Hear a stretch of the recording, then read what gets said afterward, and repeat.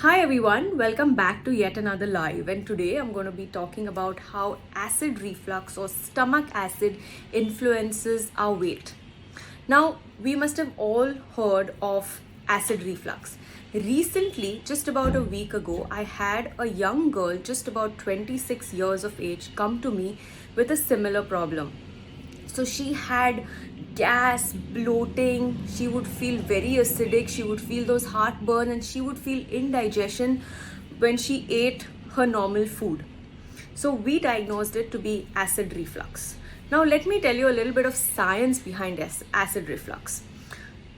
All of us know that we have a sphincter that shuts right where the esophagus opens into the stomach, and that is called as the LES, lower esophageal sphincter. Now the closure of this LES is triggered by stomach acid. The minute you eat something, the stomach acid is produced and it triggers the LES to shut. All right, so this is how the LES shuts. But if your stomach is not producing enough stomach acid to trigger the LES to shut, then you have a reflux. So now we have understood that it is not a problem of excess acid, but it is an issue that you're not producing enough stomach acid. Now, just acid reflux and not having enough stomach acid does not really cause weight gain or fat storage in the body.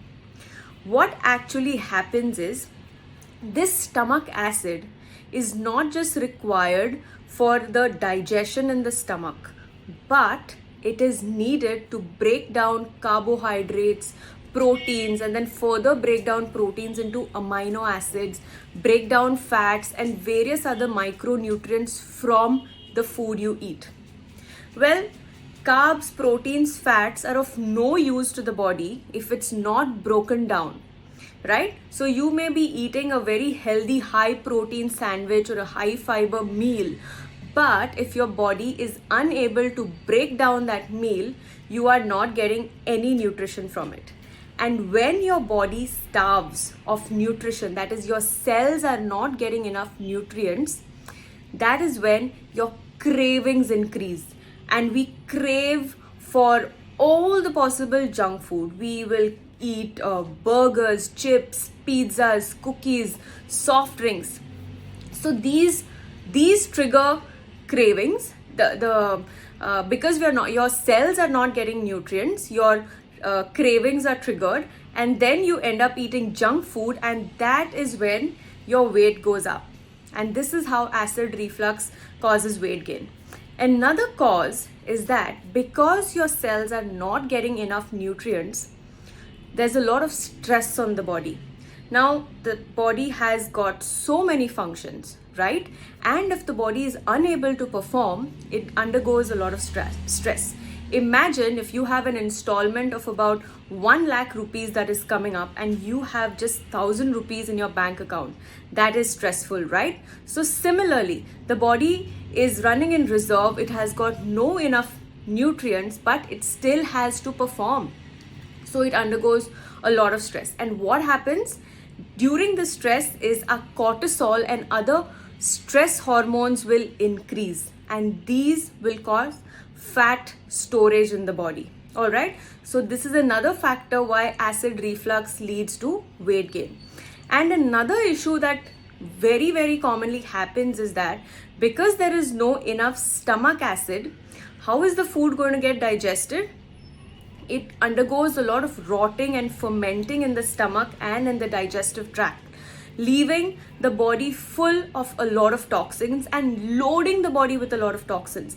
And when the body gets loaded with such a lot of toxins, what happens is it starts converting these toxins mostly into fat cells and it gets stored. So this is another reason why your weight will increase when you have acid reflux. All right, so I hope you've all understood what acid reflux is and how you will gain your weight because of acid reflux. Now let's talk about how to deal with acid reflux. There are a few things that you can do, and these are really simple tips that I'm going to give you so that you can deal with your acid reflux. And this is the same thing I did with this girl who had come to me, and in just about 2 weeks she was really feeling a lot of relief. All right, so the first thing that I would recommend for acid reflux is never ever start your day with cup of tea, coffee and a biscuit or a cookie. Even if it's high fiber, zero sugar, zero calories, or it's vegan, gluten-free biscuit, do not start your day with tea, coffee or biscuit, even green tea. Okay, so start your day with a plain glass of water. Just room temperature would be perfect, and you can have any local seasonal fruit along with the water. Or you could, if you are not really a fruit person in the morning, you can definitely have a handful of nuts. You could have almonds, cashews, walnuts, any nuts would do. All right, the next thing, do not skip your breakfast. For that matter, do not skip any meal, and please do not replace your meals with just biscuit and tea. I know of a lot of people who skip lunch, and then at around 3:30, 4 o'clock, they'll just have a cup of tea and a biscuit. So do not skip your meals, especially your breakfast. What can you have for breakfast? Do not eat anything from a packet or anything that is processed. Your homemade breakfast is perfect to start your day with.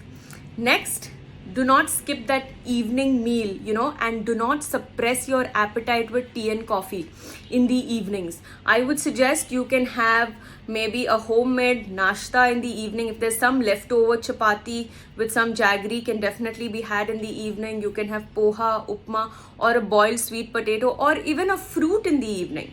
But try not to just suppress your appetite with tea and coffee. Later on, just before 6 o'clock, try and see that if you want, you can have a cup of tea or coffee in the evening. Next, try and have an early dinner. This has a lot of benefits for anybody with acid reflux. Try and see that you have a light dinner. Rice would be the best option for dinner. Throw in some lentils, maybe a dal, or even you can have a khichdi in the evening along with your rice. For your dinner, dal or any sort of pulses. You can sprout your beans and then cook them and have them. Do not have them raw. This will definitely take care of your acid reflux. And the last point is that do not overeat. When do you know when you have to stop eating, or how will you know when to stop eating? Is only when you sit and eat without any distractions. Yeah, today whenever we are eating, we're with our phone watching Netflix, or we're with our laptop, we're doing some work or typing a message to somebody. So try and avoid doing that. You will definitely not overeat if you do that. Another thing is, try to eat as slow as possible. Fix one place in the house where you want to sit and eat, and keep that as your permanent eating space.